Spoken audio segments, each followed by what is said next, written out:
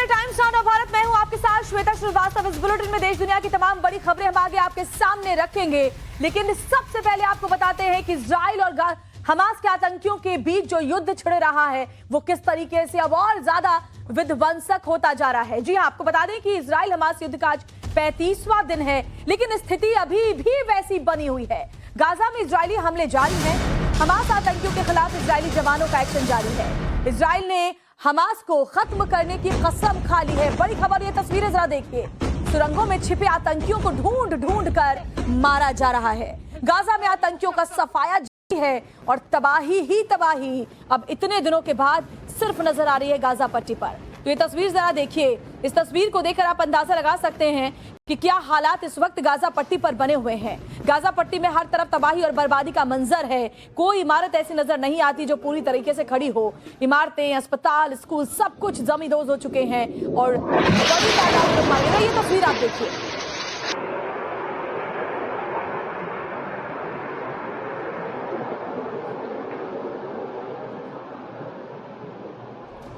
और एक के बाद एक तमाम अपडेट्स हम आपको बता रहे हैं। इजराइल हमास जंग के बीच जो सबसे बड़ी खबर इस वक्त सामने आ रही है, गाजा पट्टी में इजराइल का ताबड़तोड़ हमला जारी है। गाजा में इंडोनेशियाई अस्पताल के पास बमबारी हुई है। बड़ी खबर यह कि इजरायली लड़ाकू विमानों ने बम बरसाए हैं। बताया तो यह भी जा रहा है कि गाजा के इस अस्पताल में हमास आतंकियों के छिपे होने की खबर है। और देखिए, जानबूझकर ये जो आतंकी हैं, ये ऐसी जगहों पर पनाह लेते हैं कि इजराइल वहां पर हमला करने से पहले सोचे, लेकिन इजरायली सैनिकों को इसकी भनक लग जाती है और फिर जो होता है वो आपके सामने है। इजरायली डिफेंस फोर्स को जैसे इस बात की जानकारी मिली, एक्शन लेते हुए गाजा में ताबड़तोड़ बमबारी की गई और जो गाजा हमास के आतंकी हैं उन्हें कैसे नेस्तनाबूद किया गया वो इस तस्वीर में आप देख सकते हैं। गाजा में इंडोनेशियाई अस्पताल के पास बमबारी की गई है। दो तस्वीरें इस वक्त आपके सामने। गाजा में ताबड़तोड़ बमबारी, आईडीएफ के हवाई स्ट्राइक, धमाके के बाद कैसे भगदड़ मची। देखिए कैसे ताबड़तोड़ अटैक हो रहे हैं। बमबारी से पूरा इलाका दहल उठा। बैक टू बैक हमले जारी हैं। इधर उधर भागते हुए जान बचाकर लोग नजर आए। कई लोगों के हालांकि मारे जाने की भी खबर है, जबकि कई लोग इसमें घायल बताए जा रहे हैं।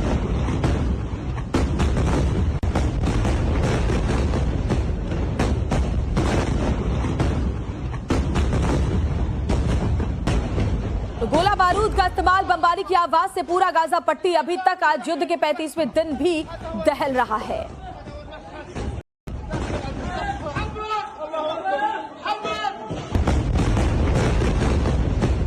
देखिए हवाई हमले के बाद कैसे जान बचाकर लोग भाग रहे हैं और 10 तस्वीरें आपके सामने। युद्ध के 35 दिन बीत चुके हैं। तबाही सिर्फ गाजा में ही नहीं, इजराइल में भी हुई है। कई इजरायली फिर मारे गए हैं। हमास के साथ हिजबुल्लाह भी लगातार अटैक कर रहा है। युद्ध के 35 दिन में अटैक की अलग अलग तस्वीरें सामने आई है और 10 बड़ी तस्वीरें इस वक्त हम आपको दिखा रहे हैं। ये देखिए 10 अटैक की 10 तस्वीरें, युद्ध के 35 दिन और विध्वंसक सीन। इन तस्वीरों के जरिए आप समझ सकते हैं क्या हालात बने हुए हैं।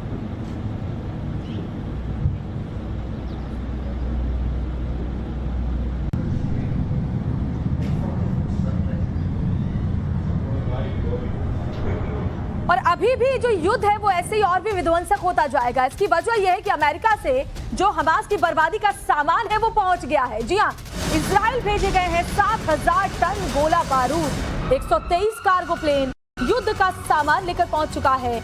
और सिर्फ कार्गो प्लेन ही नहीं, जहाजों की मदद से भी कई हथियार भेजे गए हैं। तो बड़ी खबर हम आपको बता रहे हैं, जहां देखिए इजराइल भेजे गए हैं 123 कार्गो प्लेन है जो गोला बारूद हथियार लेकर के इजराइल पहुंच चुका है। अमेरिका की तरफ से ये सैन्य मदद भेजी गई है। ये हथियारों की मदद नई खेप के जरिए भेजी गई है हमास की बर्बादी के सामान के तौर पर।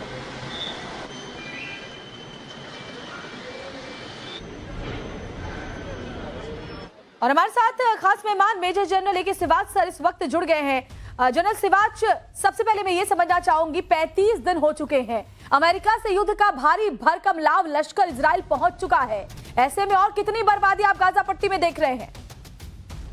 देखो, ये सच्चाई है कि गाजा पट्टी की जो अभी जिस प्रकार से इजराइल जा रहा है, बड़े सिस्टमेटिकली जा रहा है और ऑपरेशनली मुझे लगता है उसने अपने जो ऑब्जेक्टिव बनाए थे कि हमास का पूरा खत्म करना, मुझे लगता है कि वो धीरे धीरे आगे बढ़ रहा है। उसने नॉर्थ और साउथ गाजा को अलग अलग कर दिया है। उसके बीच में एक प्रकार से कॉरिडोर भी बनाया, ह्यूमैनिटेरियन कॉरिडोर, जिससे सिविलियंस की कैजुअलिटी ना हो और वो नॉर्थ गाजा से साउथ गाजा में चले जाएं। और अब वो टारगेट कर रहा है इन आतंकवादियों को। उनकी गाजा जो सिटी है उसको भी घेर लिया है। जो टनल्स हैं, जो 500 के करीब टनल, उसमें से ज्यादा टनल्स को बर्बाद कर लिया, करीब करीब 160-170 के करीब। इसी प्रकार जो वहां का सबसे बड़ा मिलिट्री कमांडर था याह्या सिनवार, जो ये लीड कर रहा था, उसको भी घेर लिया और उसको भी मारे जाने की खबर आ रही है। क्योंकि हानिया जो इनका नंबर 1 है वो तो कतार में छुपा हुआ है। मगर ऐसा लगता है कि आने वाले समय में इजराइल बड़े सिस्टमेटिकली जा रहा है और हमास को बिल्कुल खत्म कर देगा। और ऐसा लगता है कि हिजबुल्लाह जहां है वो नॉर्थ से फायर तो कर रहा है, मगर इजराइल नहीं चाहता कि 2 फ्रंट वार हो, तो अभी वो उसके ऊपर डिफेंसिव फायर कर रहा है। मुझे लगता है जब हमास का बहुत सिस्टमैटिक तरीके से इजराइल आगे बढ़ रहा है और बड़ा नुकसान अभी आगे और भी हमास के देखे जाएंगे। आप बने रहे सर हमारे साथ। एक और बड़ी खबर, ब्रेकिंग न्यूज उस वक्त आ रही है जंग के मैदान से, वो दर्शकों को बताते हैं। देर रात गाजा पर इजरायली डिफेंस फोर्स ने बमों की बारिश की है, बम बरसाए गए हैं। हमले में हमास कमांडर इब्राहिम अबू मगसिब ढेर किया गया है। हमास के अब तक 60 कमांडर ढेर हो चुके हैं और चुन चुन कर तमाम हमास के कमांडरों को मारा जा रहा है। एक बार फिर से बड़ी कामयाबी मिली है इजरायली डिफेंस फोर्स को, हवाई हमले किए जा रहे हैं। तो ये बड़ी खबर, जहां एक बार फिर से कमांडर को ढेर किया गया है। हमास का कमांडर इब्राहिम अबू मगसिब, उसे ढेर करने में कामयाबी हासिल हुई है। और एक और बड़ी खबर वेस्ट बैंक से, वेस्ट बैंक के जेनिन में इजरायली सेना ने एक्शन लिया है। हमास आतंकियों से आईडीएफ जवानों की मुठभेड़ हुई है। जेनिन शहर में लगातार फायरिंग की जा रही है और जरा ये तस्वीर देखिए, हर तरफ आपको दिखाई दे रहा होगा। इन तस्वीरों के जरिए कि आग धुआं सिर्फ यही नजर आ रहा है। जेनिन शहर में वेस्ट बैंक के कैसे तबाही का मंजर पसरा हुआ है वो इन तस्वीरों के जरिए आप आसानी से समझ सकते हैं।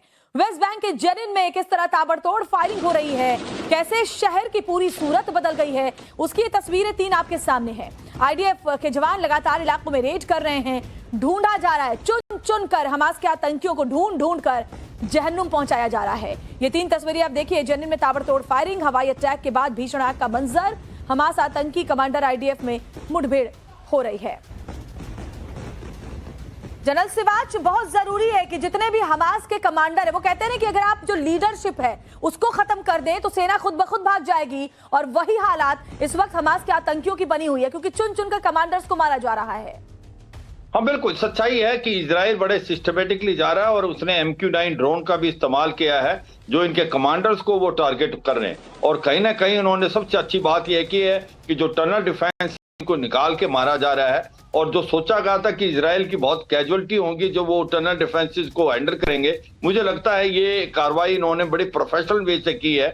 और जिस प्रकार से याह्या सिनवार को मारा और अबू को मार दिया, और ये कमांडरों को चुन चुन के मार रहे हैं। और ऐसा लगता है कि जो ये स्ट्रेटेजी बनाई थी हमास ने कि सिविलियंस को एक प्रकार से हम ह्यूमन शील्ड इस्तेमाल करेंगे स्कूलों के अंदर, मॉस्क के अंदर और हॉस्पिटलों के नीचे उन्होंने हेडक्वार्टर बनाए, वो चली नहीं है। क्योंकि इजराइल ने बड़ा अलग करके उनको मारा है जो हमास के लड़ाकू हैं। और मुझे लग रहा है कि ये समय दूर नहीं कि जब पूरे हमास को खत्म करने में कामयाब होगा इजराइल। करीब करीब उसकी 60 से 70% नदन जो गाजा है उसने ले लिया है। और ये भी ध्यान रखा है कि कोलेटरल डैमेज कम से कम हो, क्योंकि उससे क्या है पूरे वर्ल्ड के अंदर जो एक वर्ल्ड सिंपैथी थी इजराइल के पास वो खत्म हो रही है, इसमें कोई शक नहीं। इसलिए वो लड़ाई को जल्दी खत्म करना चाहेगा।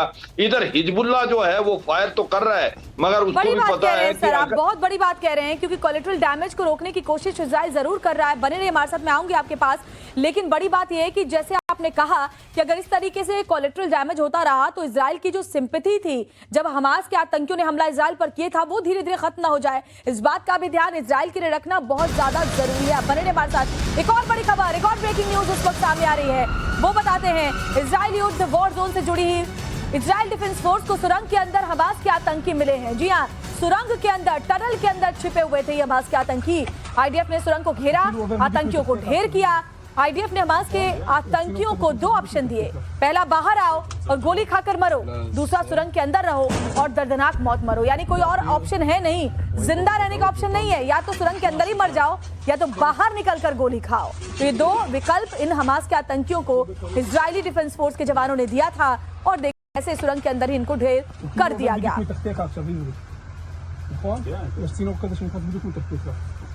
और चलिए मैं आपको, क्योंकि युद्ध के 35 दिन हो चुके हैं, तो ऐसे में कुछ और जानकारियां भी आप तक पहुंचाते हैं। युद्ध में अब तक किसको कितना नुकसान पहुंचा है वो आपको ग्राफिक्स के जरिए बताते हैं। तो इसको इस तरीके से समझिए कि गाजा पट्टी में अब तक 10,000 से ज्यादा लोगों की मौत हो चुकी है, जिनमें 4,000 बच्चे भी मारे गए हैं।